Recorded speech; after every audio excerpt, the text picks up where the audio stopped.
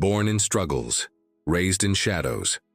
I was not born with a silver spoon in my mouth. In fact, if there was a spoon, it was old, cracked, and shared among too many mouths at home. My earliest memories are not of toys or school books, but of hunger. I remember lying on a torn mat at night, listening to my mother Essie's stomach growl as she pretended she wasn't ET hungry, just so I could have the last piece of bread. Even as a child, I knew we were poor, but I never truly understood how deep that poverty went until I grew older. My father was a laborer. Every morning before the sun even peeked over the rooftops, he would leave with a heavy tool bag slung across his shoulder. He worked long, back-breaking hours, but still came home with barely enough to buy flour, rice, and a few vegetables. Sometimes not even that. He would smile at us, though his eyes carried a sadness I couldn't name at the time. I understand now.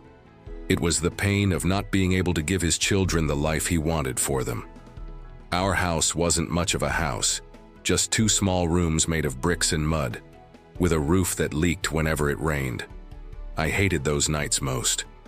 The water dripping onto our bedding, the smell of damp walls, the shiver of cold air seeping in. Yet my parents would sit beside me telling stories, as if words alone could shield us from misery. And in a strange way, sometimes they did. School was a luxury we couldn't always afford. I remember standing outside the classroom, peeking in through the cracked window. I'd watch the other children write letters on their clean notebooks while I scratched words in the dirt with a stick. There were days I had to skip school entirely to help my father at work, or run errands for neighbors in exchange for a few coins. Each coin felt like gold, though it vanished too quickly in the hands of hunger. I grew up ashamed of my torn clothes, ashamed of the way other children laughed at my patched shoes, ashamed of carrying books in a plastic bag instead of a proper school bag. But beneath that shame was a burning fire. I didn't know how, I didn't know when, but deep inside I swore I would change my life one day. Still, life has a cruel way of testing promises. There were nights we went to bed with nothing in our stomachs. Nights when my father's cough echoed through the walls, and my mother whispered prayers for his health. I often sat awake, wondering why some people were born into palaces while we couldn't even afford medicine. Was it fate? Was it punishment? Or was it simply the way life was? One moment that never left me happened when I was about 10 years old. I was sitting outside, barefoot, trying to fix a broken toy car I had found in the trash. A boy from a rich family walked past, eating an ice cream. He stopped, looked at me, and laughed. "You'll never have things like this," he said, waving his ice cream before tossing the empty stick on the ground. His words cut deeper than any wound. That night I cried quietly into my pillow, vowing I would prove him wrong. I didn't know how, but I knew one thing. My poverty would not define me. My struggles, my shame, my hunger, they would all become the fuel I needed. My life may have started in the shadows, but I refused to let it end there. Dreams that refused to die, even though my reality screamed poverty. My mind often escaped into dreams. I would sit for hours, staring at the sky, imagining a different version of myself, one who didn't have to beg for secondhand clothes or skip meals just to survive. In those dreams, I saw myself walking with confidence, working in an office, earning enough to buy my parents a proper home where the roof didn't leak. But dreams alone don't fill an empty stomach. I learned that quickly. Still, I clung to them like a drowning man clings to a piece of wood. They were fragile, yes, but they kept me afloat when everything else tried to drag me down. School became my only escape. I knew education was the key, even if I had to fight for it. I didn't have money for books, so I borrowed old ones from kind neighbors, or picked up discarded notebooks and erased the scribbles inside just so I could use the blank pages. I studied under the flickering light of a kerosene lamp, my eyes burning, my stomach growling, but my mind refusing to give up. I remember one evening when my teacher noticed my torn uniform and pulled me aside. He said, "You are poor, but I see something in your eyes' determination. Don't ever let it die." His words burned into me. A reminder that even though the world saw me as just another poor boy, someone believed I had more inside me. But belief alone wasn't enough. I needed to act. I began doing odd jobs after school, cleaning shops, carrying loads at the market, even polishing shoes on weekends. Each rupee I earned, I treated as a building block for my future. Sometimes people mocked me. "Look at him," they said. "A boy with books in one hand and dirty rags in the other. What does he think he will become?" Their laughter stung, but I refused to let it break me. If anything, it made my dreams louder inside my head. Every insult became fuel. Every tear became a step forward. I told myself, one day they will see. One day they will know that I am not what my poverty says I am. Still, there were moments when my hope flickered. Nights when I was too tired to study, too hungry to think, too broken to imagine a better life. But then, I would hear my mother's voice, praying softly as she folded her hands. "God, give my son the life I never had." Those prayers were like fire to my soul. How could I give up when she was holding on for me? The more I grew, the bigger my dreams became. I didn't just want to survive, I wanted to rise. I wanted to build something with my own hands, something so strong that poverty could never touch my family again. I wanted to buy my mother the dresses she admired in shop windows, to give my father the medicines he never bought, because he didn't want to waste money on himself. And so, I made a silent promise. I will change my life, no matter how long it takes, no matter how hard it gets. Little did I know, life was preparing to test that promise in ways I never expected. Because before a dream is born into reality, it must walk through the fire of hardship, and mine was about to begin. The lowest point of my life. They say life hits hardest just when you begin to believe things are getting better. For me, that moment came when I was a teenager. I had managed to stay in school, scraping by with odd jobs and sleepless nights of study. For the first time, I started to feel like maybe, just maybe, my dreams could come true. But life had other plans. My father's health began to fail. Years of labor, dust, and long hours under the burning sun had taken their toll. His cough grew heavier, his steps slower, and soon he could no longer work. The little money he used to bring home stopped altogether. Suddenly, the fragile balance of our lives collapsed. I still remember the night he lay on the floor, clutching his chest, gasping for air. My mother wept, holding his hand, while I ran from one neighbor to another begging for help. We couldn't afford a doctor, let alone medicine. Some gave sympathy, others shook their heads. A few pressed small coins into my palm, but it was never enough. Watching my father suffer while I stood helpless was the most painful thing I had ever felt. Our home turned darker after that. With no steady income, we slipped deeper into hunger. Days when we had only tea and stale bread became normal. I took on more work, carrying heavy sacks in the market until my back ached, cleaning gutters, even collecting recyclables from trash piles. My hands grew rough, my body weary, but still it wasn't enough. One evening I came home with empty pockets. No one had given me work that day. My mother sat quietly, staring at the floor, her face pale with worry. My younger siblings cried softly in the corner, asking for food I didn't have. That night I broke. I went to the small courtyard, fell to my knees, and cried until my chest hurt. For the first time, I wondered if my dreams were foolish. What was the point of books and studying when I couldn't even put food on the table?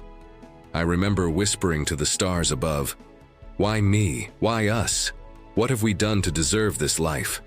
The silence that followed was unbearable.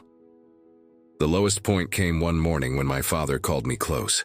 His voice was weak, but his eyes were sharp. "Son," he said, "don't let this poverty kill your spirit. I may not live long, but I want you to promise me one thing. Don't stop dreaming. Even if you fall, get back up. Even if the world laughs at you, walk forward. You will be the one to change our family's story." I wanted to promise him, but inside I felt hollow.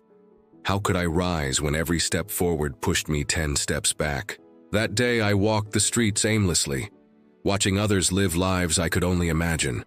Children with new school bags, men in clean clothes, families eating at stalls. I felt like an outsider in my own world. For a while, I considered giving up school altogether. Maybe I should just work full-time, accept my fate, and stop chasing a dream that only brought pain.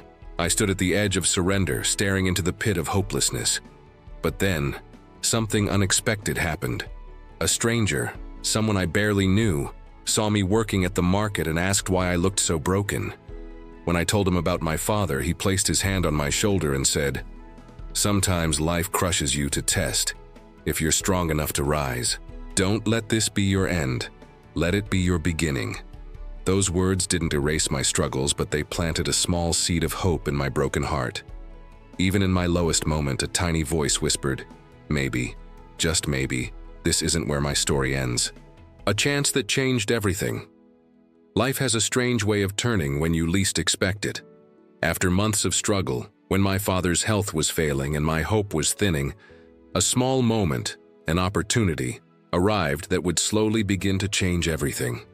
It began in the market, the place where I spent most of my days carrying loads, polishing shoes, or running errands. One afternoon, as I was lifting heavy sacks of rice for a shopkeeper, a well-dressed man stood watching me. He wore a clean white shirt, neatly pressed trousers, and shoes so polished they seemed to shine under the sun. His presence felt out of place in the noisy, dusty market. After I finished unloading, he walked over and asked, "How old are you, boy?" 17, I replied, wiping the sweat from my forehead. "You're strong," he said, "but tell me, is this all you want from life? Carrying sacks all day?" His question hit me harder than the weight on my back. No one had ever asked me that before. For a moment I stayed silent, unsure if he was mocking me. But then something inside me pushed me to speak honestly. "No, sir, I want more. I want to study. I want to change my life." The man studied me for a while, then smiled faintly. "Good, because I believe people like you, those who suffer but don't stop dreaming, can go further than anyone else." I didn't know it then, but that conversation was the spark that lit my turning point. A week later, the same man returned. He introduced himself as Mr. Rahman, a small business owner. He told me he had once been poor like me, but with hard work and guidance, he had risen. "I see myself in you," he said, handing me a book. "If you want to rise, start by filling your mind. Strength of muscle can feed you for a day, but strength of mind can feed you for life." That book became my treasure. It was old, with yellowed pages, but inside were lessons about discipline, hard work, and success stories of men who had built lives from nothing. I read it under dim lights at night, over and over again, until the words etched themselves into my soul. Soon after, Mr. Rahman offered me part-time work at his small office. It wasn't glamorous. I cleaned, filed papers, and ran errands. But it was different. It opened a window into another world, one I had only dreamed about. I watched how he handled customers, managed money, and spoke with confidence. I listened carefully to every word, soaking in knowledge like dry soil drinking rain. At home, my mother noticed the change in me. My shoulders stood straighter. My eyes carried new light. Even my father, weak on his bed, smiled when I told him about the office. "This is it, son," he whispered. "This is the chance I prayed for." Still, the road wasn't easy. There were nights I returned home exhausted from balancing school, office work, and market jobs just to keep us fed. Many times I thought of quitting. But then I remembered my father's words, "Don't stop dreaming." The chance Mr. Rahman gave me wasn't just a job, it was a door. A small, creaking door into a world where I finally believed I could belong. All I had to do was keep walking through it, no matter how hard it got. Looking back, that moment was the turning of the tide. It wasn't luck and it wasn't tea magic, it was life's way of saying, "Here's your chance, now prove you deserve it." And I was ready. Climbing the mountain of hope. Every small step I took after meeting Mr. Rahman felt like climbing a mountain. The path was steep, the air thin, and the weight of my family's struggles pressed heavily on my shoulders. But for the first time, I wasn't walking blindly. I had direction, I had a mentor, and most importantly, I had hope. Working at Mr. Rahman's office taught me things no classroom ever had. He would often say, "Observe, don't just do." So while I swept floors or carried files, I listened carefully to how he negotiated, how he spoke to clients, how he calculated profits. His office was small, yet it felt like a university to me. Every detail was a lesson, every mistake a warning. I also began to save. It wasn't too much, sometimes just a few coins tucked away after buying food for the house, but I guarded it like treasure. My dream was to one day invest in something of my own, no matter how small. My friends in the market laughed when I told them, "You? Start a business? You can't even buy yourself new shoes."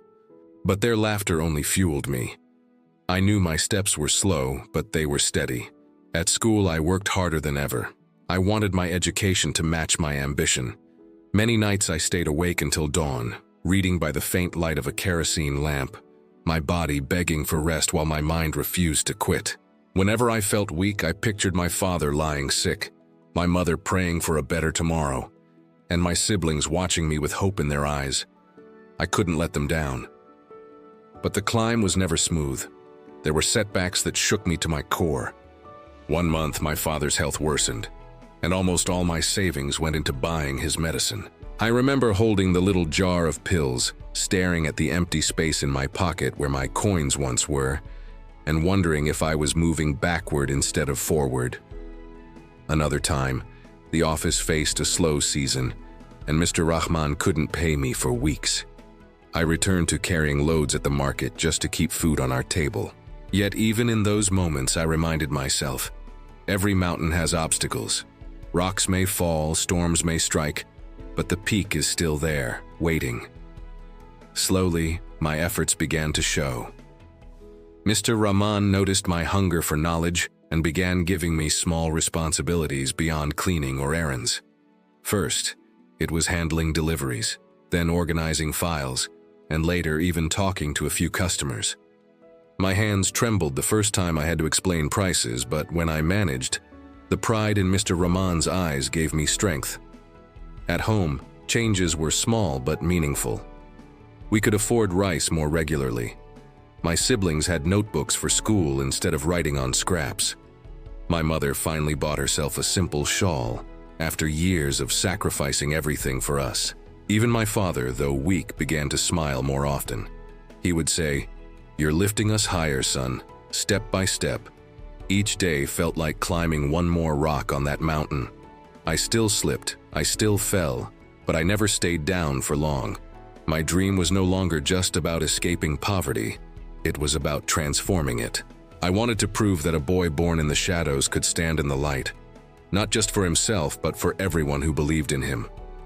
The mountain was high, the journey exhausting, but I could see something now I had never seen before: the peak. And with every breath, every drop of sweat, and every sacrifice, I was getting closer. From poverty to purpose. My true victory. The day I finally stood at the peak of my mountain, I almost couldn't believe it. It wasn't sudden, like the flick of a switch. It was the result of countless small steps, endless nights, and painful sacrifices. But when I looked back at the path I had climbed, I realized that every struggle had prepared me for this moment.